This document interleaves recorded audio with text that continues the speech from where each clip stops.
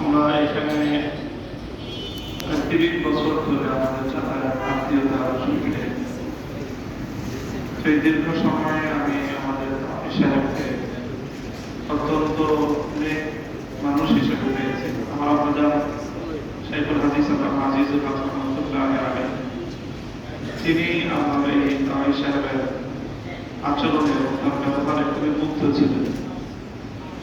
আল্লাহ পাক রব্বুল আলামিন যতটুকু হায়াত তাকে দিয়েছিলেন, নির্ধারিত হায়াত তিনি অতিক্রম করার পর এখন তিনি আল্লাহ পাক রব্বুল আলামিনের কাছে যাওয়ার দীর্ঘ এক সফর শুরু করেছেন।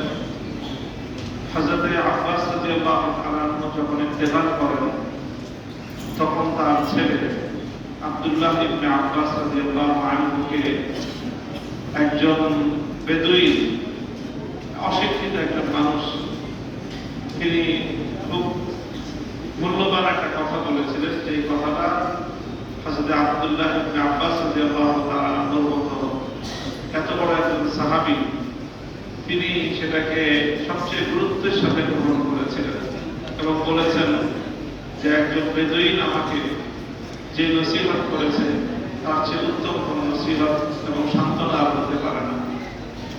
তিনি বলেছিলেন, ফাআজরুকা খায়রুম মিনাল আব্বাস বা'দাহু ওয়াল্লাহু খায়রুম মিনকা লিল আব্বাস। হে আব্বাসের ছেলে আব্দুল্লাহ, তোমার বাবা মারা গিয়েছে, এখন তুমি যদি আল্লাহ এবং তার রাসূলের বিধান অনুযায়ী তুমি যদি তোমার দায়িত্ব পালন করো, সবর করো এবং তোমার বাবার জন্য তোমার যা করণীয় সেটা যদি তুমি করো, তাহলে আল্লাহর কাছ থেকে তুমি যে বিনিময় পাবা, সওয়াব পাবা, সেটা তোমার জন্য তোমার বাবার চেয়েও আরো বেশি উপকারী হবে, উত্তম হবে। ওয়াল্লাহু খায়রুম মিনকা লিল আব্বাসি।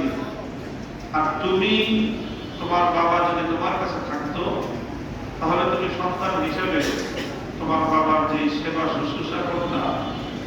এখন তোমার বাবা তোমাকে ছেড়ে রবের কাছে চলে গেছেন, তোমার বাবার রব তার বান্দাকে তোমার চেয়ে আরো অনেক বেশি ভালো লাগতে পারে।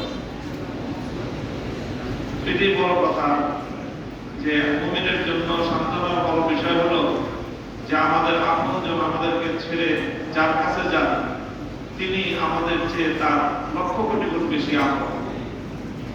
কাজে আমাদের ভয়ের কোনো কারণ নেই। আমরা এখান থেকে আপনজনদেরকে ছেড়ে আমাদের আপনজনরা কার কাছে যায়? আল্লাহর কাছে যায়। আল্লাহ আমাদের চেয়ে তার অনেক অনেক বেশি আপন।